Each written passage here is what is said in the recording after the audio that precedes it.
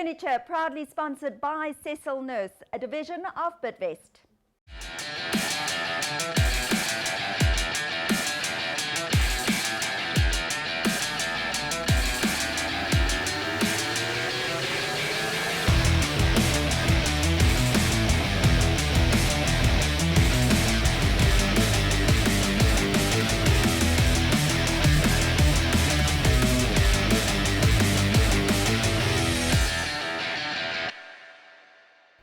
We're back after just 1 week for another edition of Turf Talk. This week, we start off with one of South Africa's champion jockeys, Carl Nisius, who has decided to hang up his boots due to inflammation and osteoporosis in his back, which has kept him out the saddle since his last winner on September the 12th.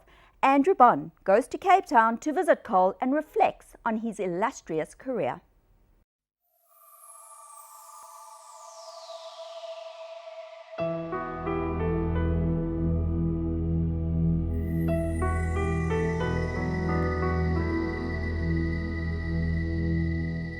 It is with a significant measure of sadness that the Sporting Post reported that Carl Nisius has had to decide to hang up his boots.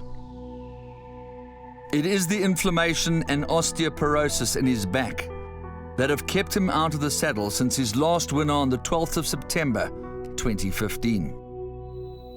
Carl Nisius is now 58, and the doctors have told him that if he carries on, his back is going to deteriorate significantly, and as a consequence, they have medically boarded him, saying that he is unable to do his job. Carl said, "Naturally, I'm extremely disappointed, and I really believe that I would be able to resume race riding, but it really would be very silly to ride with my insurance not intact." A few years ago, 9-time Cape champion jockey was talking of training with a maximum of 40 horses. But now that the time has come, he's really not sure. Of the 3,200 winners that Carl Nisius has ridden during his long and illustrious career, 55 of them have been Grade 1s, with Flaming Rock probably being the crowning glory back in 1991.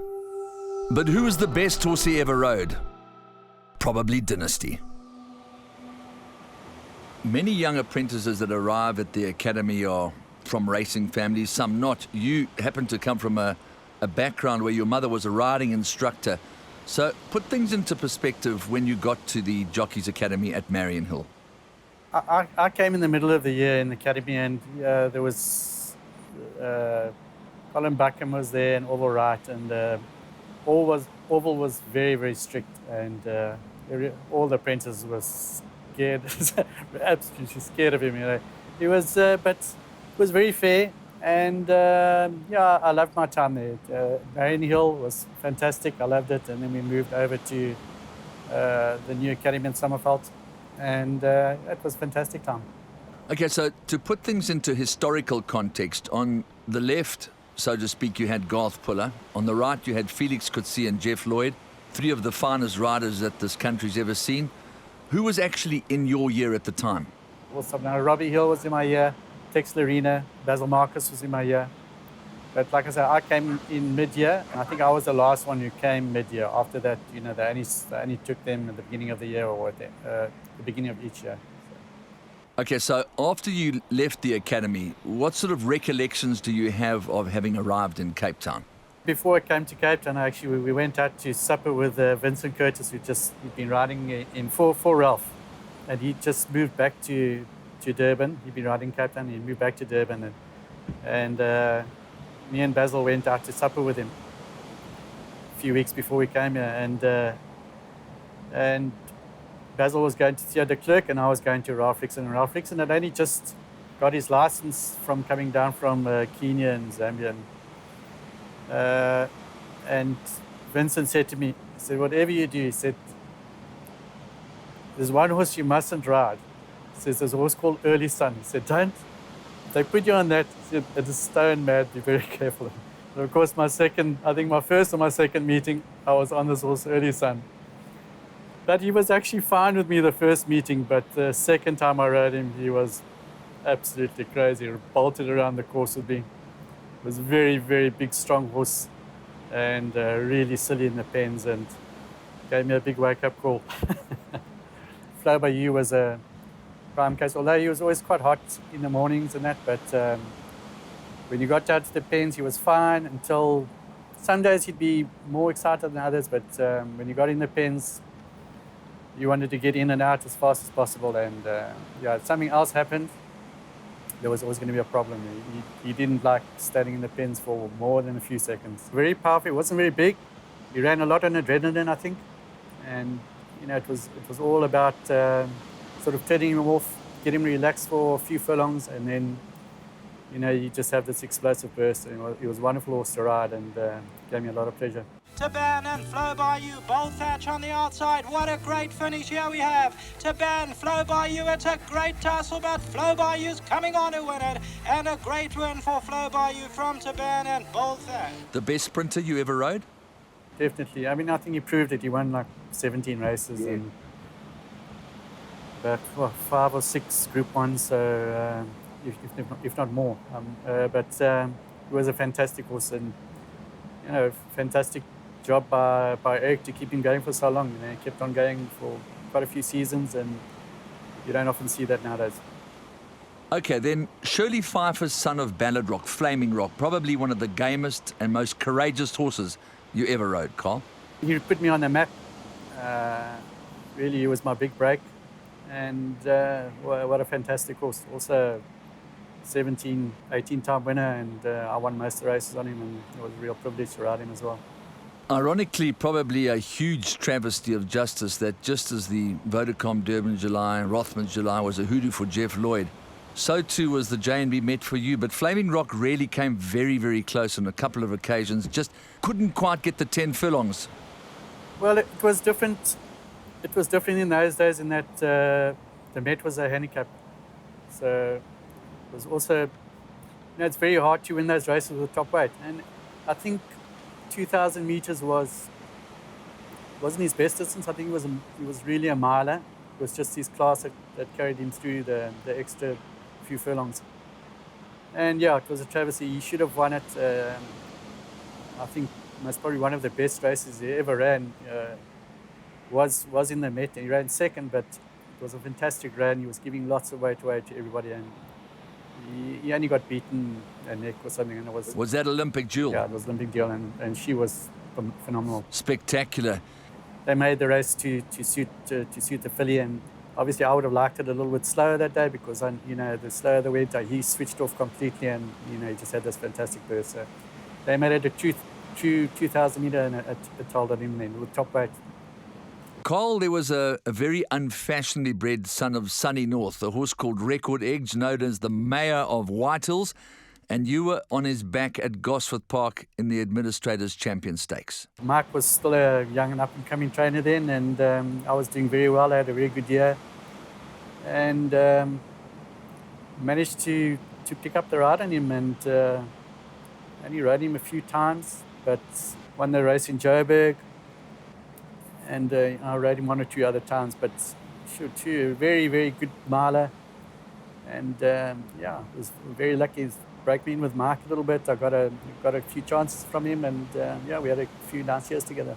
And Dynasty has come through to pick it up, and he has the Derby at his mercy. This is true class as Dynasty powers away from the opposition. There's not many horses that I can recall that broke their maiden over a mile, and my recollection, I don't think Dynasty ever ran a 1,200 metre race in his whole life. You could be right. I'm not 100% sure. I'm sure he never won at 1,200, but he might have ran 1 or 2. But yeah, he started off over ground, and he's just showed so much.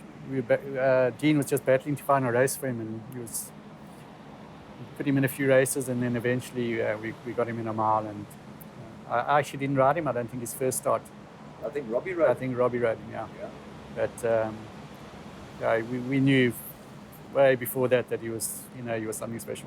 Just going back to Dynasty as a yearling, he was, I think, probably around a 400,000 rand purchase, and A lot of people liked him, but he did have a conformational defect which eventually put an end to his racing career. But John Freeman bought him, and he was a horse that surely had to be trained by an absolute master to get him through all those races with such incredible courage. Okay, we don't need to talk about Dean, what he does, and what he does year after year. He's obviously very fortunate. He's got a really strong client base that buy him top horses year after year, and it's been an absolute pleasure to ride for him and to ride the horses that his clients have bought for him. He's a fantastic guy to ride for, and he's got fantastic clients. Got any closer to an afterlife? No, not really at this stage. I want to enjoy the Cape season. Just think about it, give a bit of time to myself, my family, and enjoy Christmas with them for once. Normally you're going light for the Boxing Day, or there's something, or New Year's Day they're racing the next day. So yeah, let's enjoy New Year and Christmas, and enjoy the Cape season. It's going to be a fantastic season this year. I'm really sorry that I'm going to miss it, because there's going to be fantastic racing. But yeah, I'll be there from the side of the rail and enjoy it.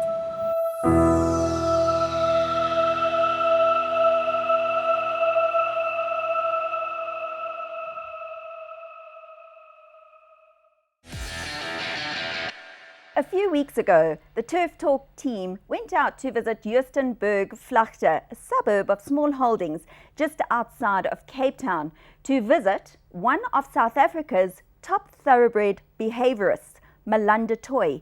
He works quietly behind the scenes on nervous and sometimes reluctant racehorses to give them a chance to succeed at the racetrack.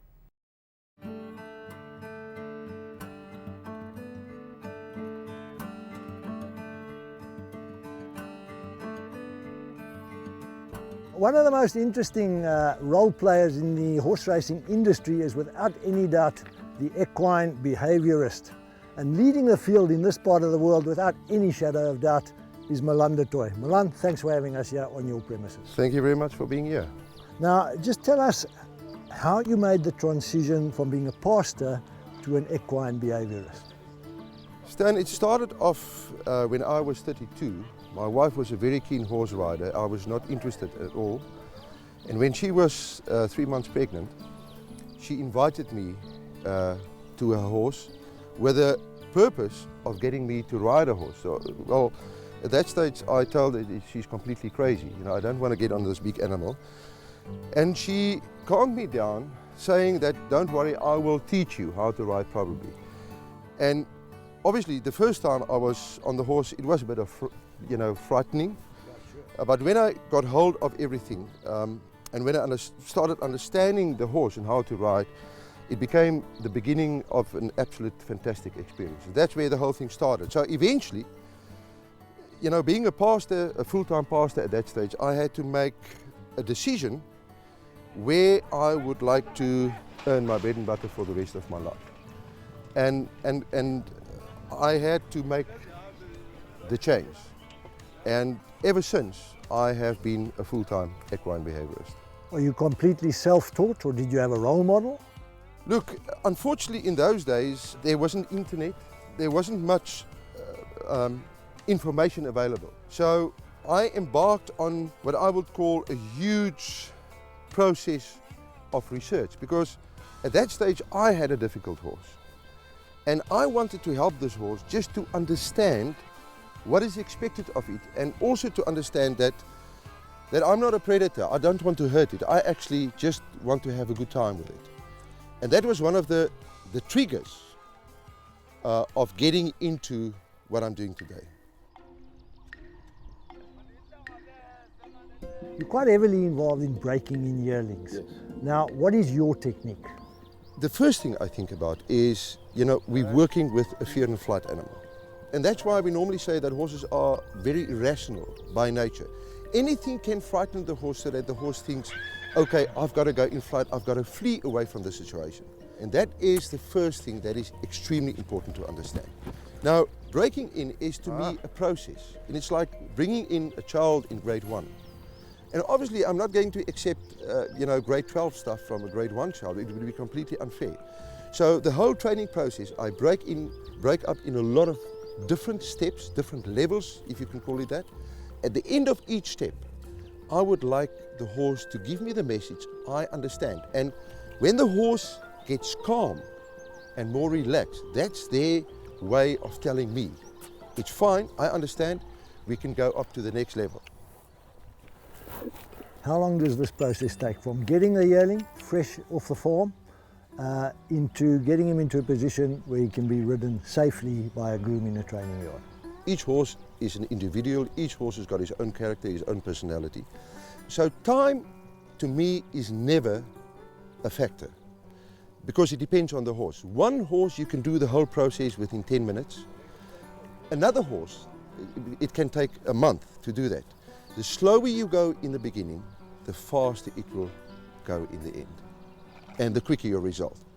What are the main problems when it comes to starting stalls? What don't you like to see, and how successful are you there? It's not loading a horse at home at the starting stalls, like in Philippi or Millerton or Randjiesfontein or Sommerveld. It's taking a horse, a good horse, a champion, in a Group 1 to a Group 1 race. And that's where everything matters. So I need to make sure that I cover all possible eventualities that might occur on course at home. I don't want to see a horse resisting loading, because then something seriously is wrong in my work somewhere.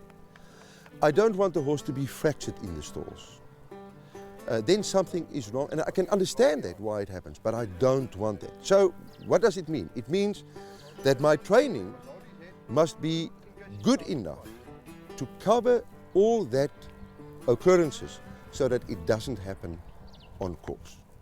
Do those same principles apply to horses that, say, don't go into a float? When we're dealing with horses that by nature, now obviously a horse by nature does not, want to go into confined spaces, and it's actually fantastic that at least 60% of them don't have an issue with it. But then you get the 40% that says, I don't understand that and I don't want to do that. So then again, make haste slowly, just go a bit slower. Give the horse the opportunity to look, to see, to learn. And at the end, without a horse being fractured, the horse will eventually go into a float, or for that matter, the starting stalls. We all fancy ourselves as horse whisperers or whatever, but why is it that you can do so much more? You seem to get on so much closer to them as what us mere mortals can do. In my years as a student at Stellenbosch University studying theology, I also studied psychology. And one thing I clearly remembered is to be able to be a good psychologist, you need to have pastoral sensitivity, which means when I look at you, I must be able to know what's going on in your mind just by looking at you, by being sensitive enough. And maybe that is an aspect in my life and my training that helps me a lot when I also work with horses. If you can get into the heart of the horse, then you understand the horse. And to be able to listen to what the horse is saying, through its body language, through the way it responds to your training, that to me is the essence of what I'm doing. I always tell people, let me see what the heart of your horse says. That is important. Milan, thanks very much for talking to us. Thank you very much. It was a pleasure.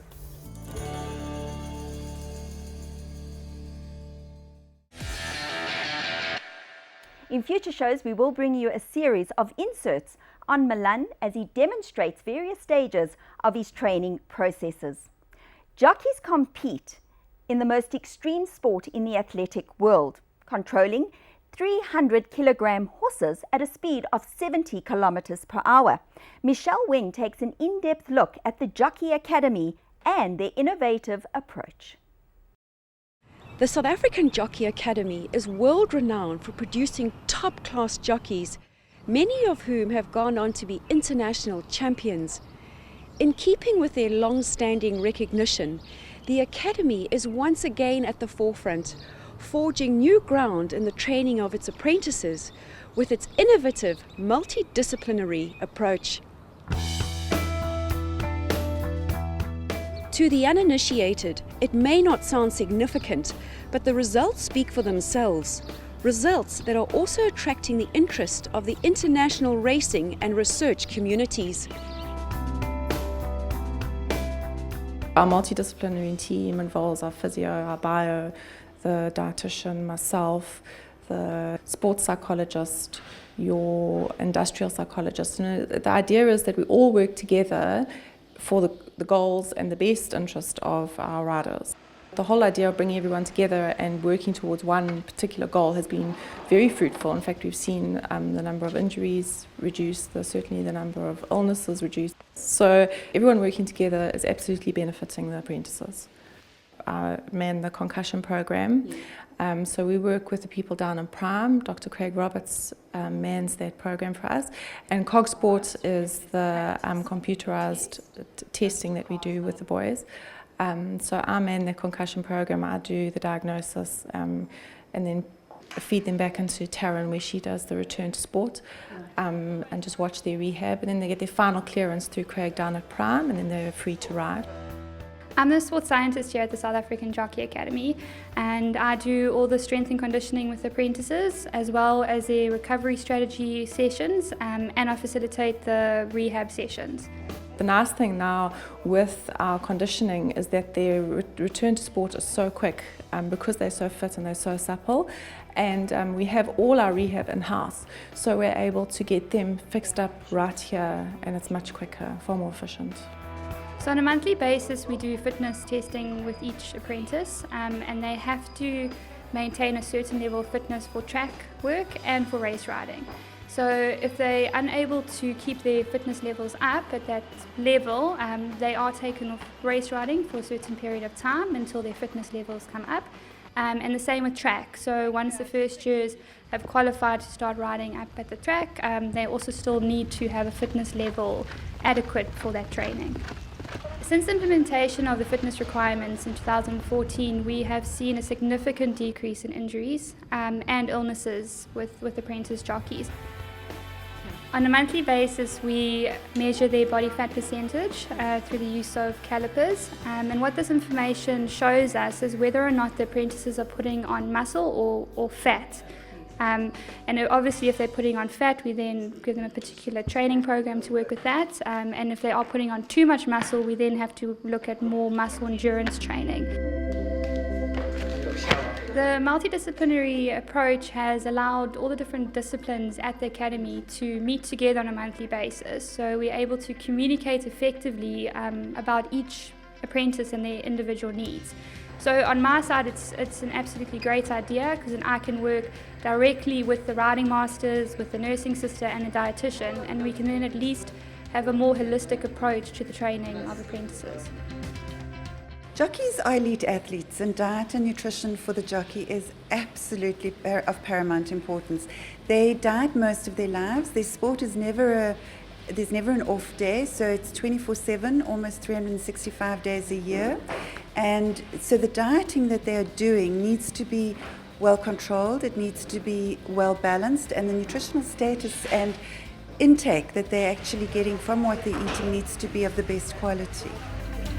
Their food intake is monitored, their menus are set, it's set according to calorie intakes, energy intakes, it's set according to protein requirements, and it's also set according to fat and carbohydrate intake. So it's very well balanced in order so that if they actually are eating exactly the meals we've got here, they can drop a kilo or two if they need to. We're trying to encourage them to lose between 1.5 to a kilo maximum for a race day, not the 3, 4, 5, 6 kilos prior to a race day, which literally dehydrates both muscle and both brain tissue, and also increases the electrolyte balance in the body. So sodiums, potassiums, and electrolytes go sky high, which results in cramping, dizzy spells, headaches. This is what we want to avoid. We need them sharp because they have a full race card, most of the good jockeys, and they need to be on top of their game all the time.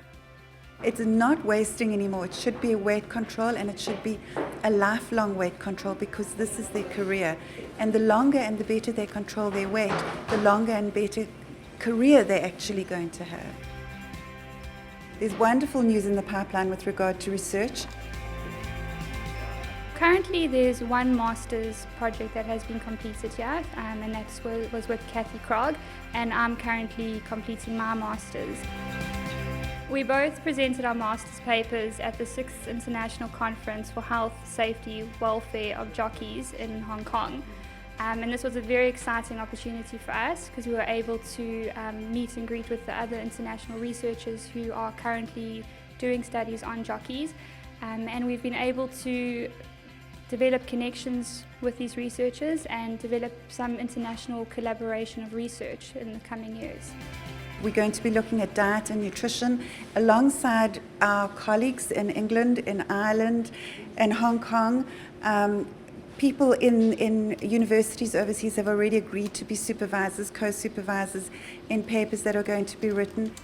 We're looking at developing the South African Equestrian and Jockey Research Institute in 2016. It's a very exciting project, a lot of hard work ahead of us, but I think it'll put us at the forefront of research internationally.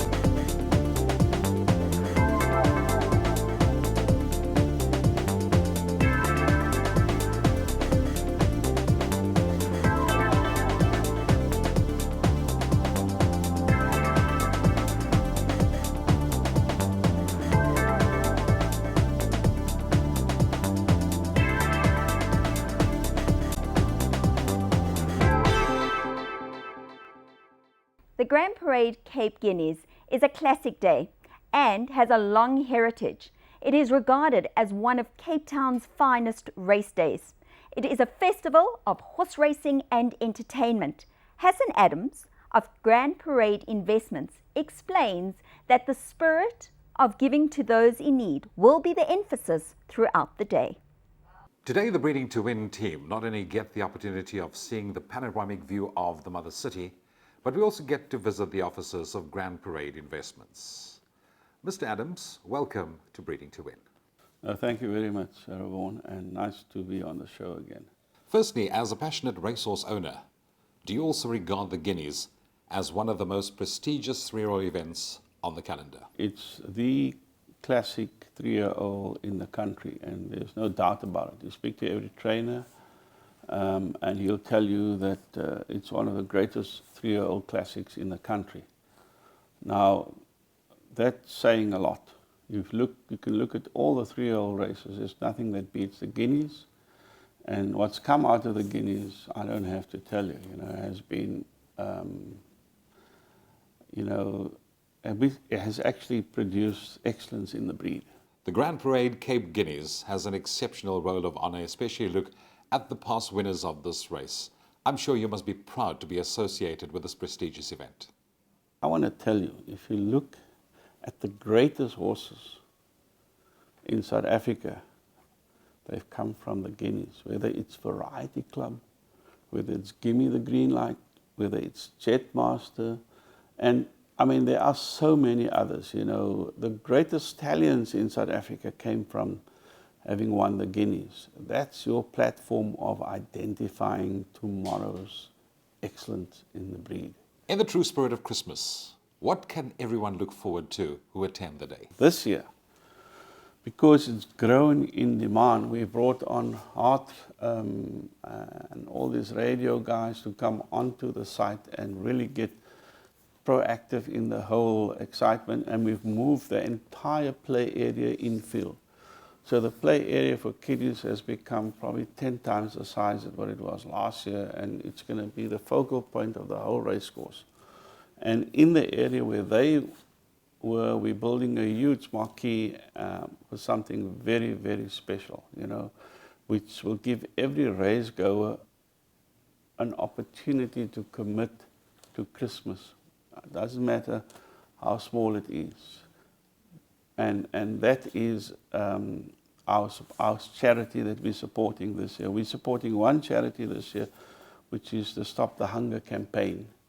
And we're going to have huge rows of tables where racegoers for 20 Rand, their commitment to Christmas, can come and pack a box of a hamper that will be given to children and areas of need. So we're building a pyramid, a huge mountain of these boxes, and that's going to go to the needy. And you know, apart from looking after the children, we will now look after people in need in terms of these food hampers. Through your involvement with the Mayor and the City of Cape Town, people can certainly look forward to lots going forward. I have a very special relationship with Cape Town. I'm a Cape Townian, and like Andrew Fortune likes to say, we are Cape Coloureds, you know. And I enjoy the fact that he identifies himself with greatness. And that's who we are. You know, we're people of colour, but we are people of greatness. And Mandela, you know, if you go back to Mandela's history and his works, he'll tell you about where the struggle started. It started with a United Democratic Front, which was basically the coloured people of Cape Town. Trevor Manuels, all of those guys. And I'm proud of being a Cape Townian. But, you know, we need to showcase why we're proud. And therefore, I work very closely with the City of Cape Town, and I've invested huge amount of millions into developing businesses like Burger King, and we've just done a deal with Dunkin' Donuts and so on. And that will be announced shortly. And we're building incubators. We're doing, you know, all sorts of projects with developing the youth for tomorrow. And quite frankly, the Mayor has played a pivotal role in it, you know, and to the extent that she made a statement last year at the racecourse, which I said in my interview on the change of Kenwood Racecourse and Milnerton and Durbanville, where she said, why don't you make these spaces more accessible to the public?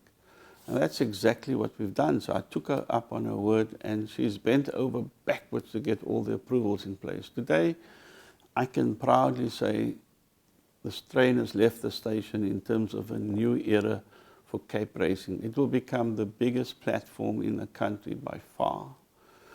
And I'm trying to make Cape Town, or bring Cape Town racing back to its former glory, where billions of rands will be invested in these race courses, which will showcase the glory of racing in Cape Town. On-course attendance has certainly increased over the years, and that's encouraging. What can everyone look forward to this year when they attend the event? On the day itself, you know, we are bringing some big shows. We started with this lounge on the lawn. And it was a great success last year. People could sit there in comfort and in an open lounge and enjoy the races. This year it's bigger. We're bringing the show, the greatest South African show of talent, to Kenilworth Racing. And they will be arriving there to entertain everybody on the lawn. When I say the greatest show, I mean, if you watch the show on Mnet, and I'm not allowed to say who they are, but you can work it out yourself. But they're coming, and we have signed them up for Cape Town, and they've had a record-breaking number of votes to make them the greatest talent that we've ever seen in South Africa. And we're the first to host them at Kenilworth Racecourse. And that's very, very big. You know, millions of people have voted for them. So Cape Town has the opportunity to celebrate the best talent in music in South Africa. Are there any surprises we can look forward to, or would you like to just encourage and invite everyone to attend the day? I'm committed to driving it as an event to help others. And Sasol came on board and I said, look dear Sasol, I haven't got any space in the sponsorship of the Races Fair anymore. So they said no, but they want to donate a certain amount of money that we can give to the children or to the whole hunger program. But on one condition, that they sponsor the physically handicapped people, and they want to bring a whole busload of them to the races so that they can see the spirit of Christmas through racing. And that's what we're bringing. We're also bringing 500 disadvantaged football kids to play football there, and sort of five-a-side. And we will donate a lot of gifts to them, from their gear to a lot of things, because as you know, we also sponsor the development of football in South Africa. I sponsor all the youth right up till under 21s, and we've been very successful with that. My dream one day is for Bafana Bafana to win the World Cup, and that's one of my other passions. So we put our money where our mouth is, and we put 25 million rand sponsorship into developing the youth for tomorrow's football, and it's been a great success. The under-17 played in the World Cup in Chile, the under-20s are going to play in the World Cup, and the women, which is the Banyana team, where we sponsor them, and the coach that they brought in from Holland has gone right through to the World Cup to play in the World Cup. And it makes me very proud that I can invest in people, because that's what Grand Parade Investments is all about. It's about investing in people. And we believe if we invest in people, we will develop the people for our businesses, and we will remain successful. And I'm sure that in everybody's heart, they say, what can we do to help? And here's the opportunity. If you bring a 20 rand with you to go and pack a box, you're helping a lot of people. And you know, it's a time of giving, and it's been something that I'm passionate about. It's your turn to demonstrate whether you want to give to those in need. Mr. Adams, thank you for your time. And let me take this opportunity of wishing you all the best come the big day. As you heard, the Grand Parade Cape Guineas Race Day is going to be even bigger and better. Diarise, Saturday the 19th of December 2015. Kenilworth Racecourse is the place where you want to be. And as you heard, the emphasis is about giving back and charity being the biggest winner on the day.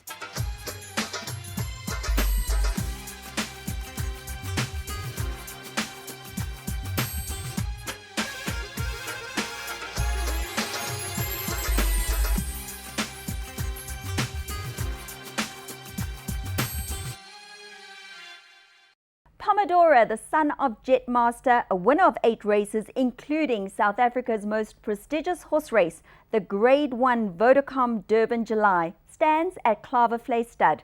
Let's take a look at his profile.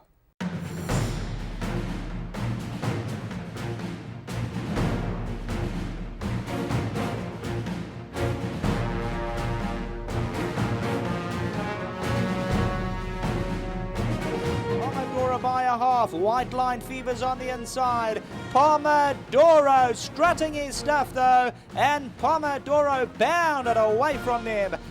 From an early stage, he was taking on top fields and was destroying them. Well, Pomodoro in the centre looking to run on, and Heavy Metal Governor General is looking to get going as well. It's Open Tandraki in the middle, Pomodoro in the middle's picked it up in the closing stages, and Pomodoro has raced away and has won it well. Pomodoro, Zambuca's after that, but it's still Royal Benji in the closing stages from Pomodoro, who tries to peg it back and coming all the while as they go to the line, and a terrific finish here. A great finish. finish between Pomodoro, Royal Benches and Buka after those. Brooks Club. Jackson still got 2.5 to make up. White Line Fever's running on. Pomodoro, Chesalon up the centre outside is now getting into full cry, and also running on is Eaton Square, Smanji Manji. Down the inside, Vettel, Pomodoro, Smanji Manji and Pomodoro. Here comes the line, very close. Maybe Smanji Manji in a photo with Pomodoro. With 150 left to go, Legal Action flat to the boards on the grandstand side. Two-tone, here's Deliver the Power in the middle, trying to unwind into the closing stages. Pomodoro has come from nowhere. Goodness me, Pomodoro's what a cracker. And I'm excited for Pomodoro to get to stud, and I'm excited for him to start producing horses and to obviously to get my hands on the horses that look the way I think they should look.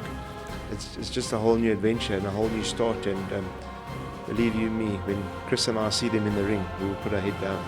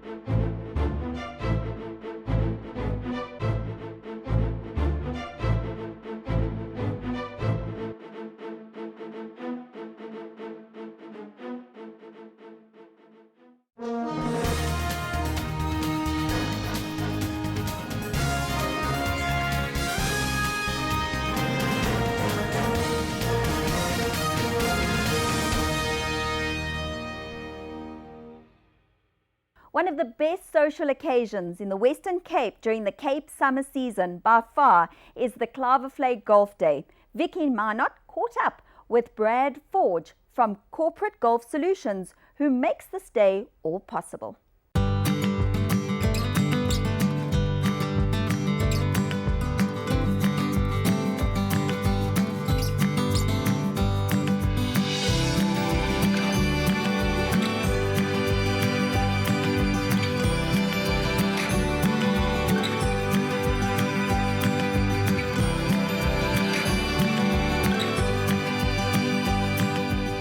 Brad, welcome to the show. Tell us a bit more about Corporate Golf Solutions.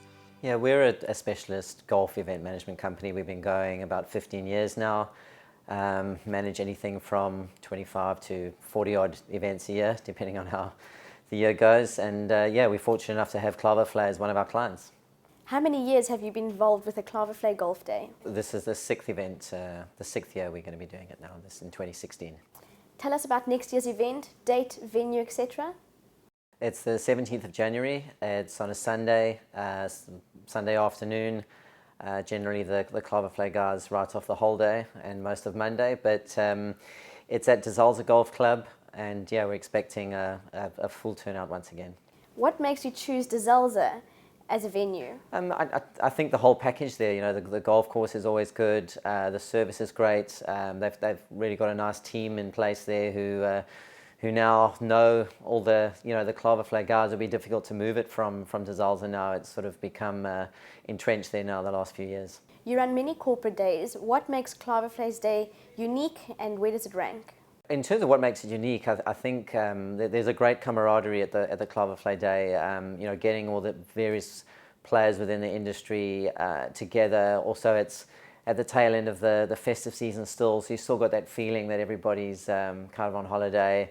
And then, you know, we're very close to the JMB Met as well, so there's a great vibe and atmosphere to the day.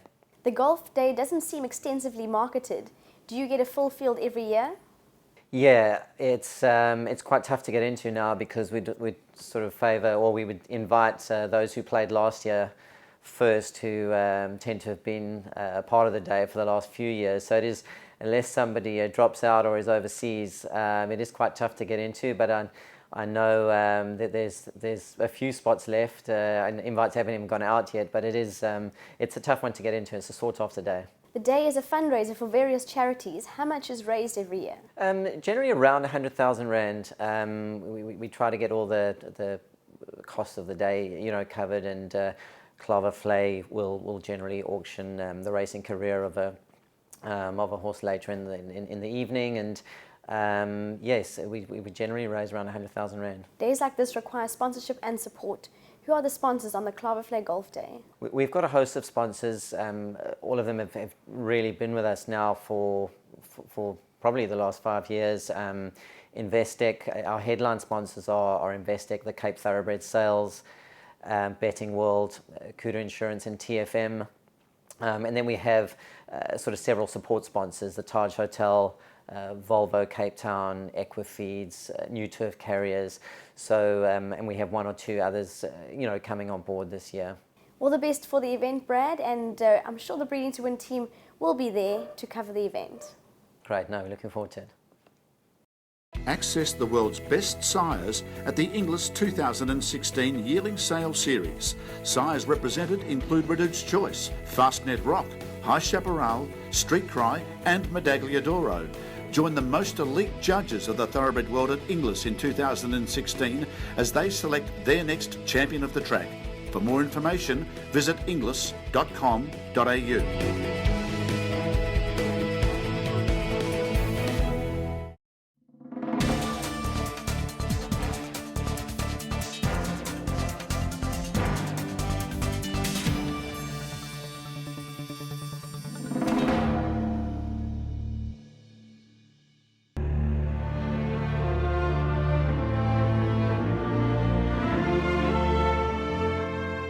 We believe in excellence. We believe that if you're going to do something, you do it to your best ability.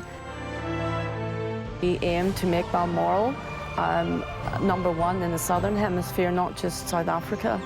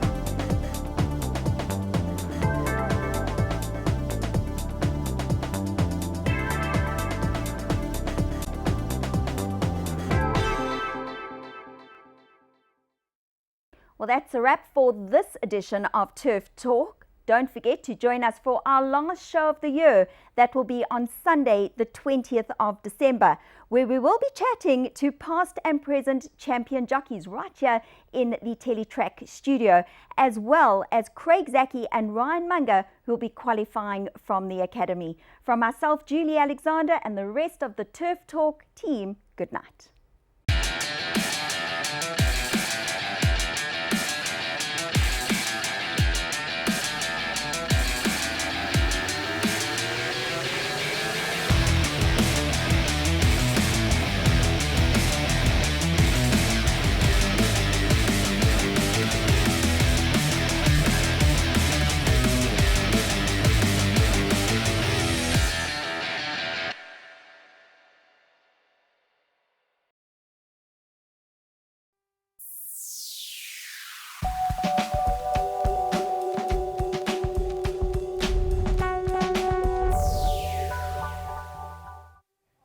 Furniture proudly sponsored by Cecil Nurse, a division of Bidvest.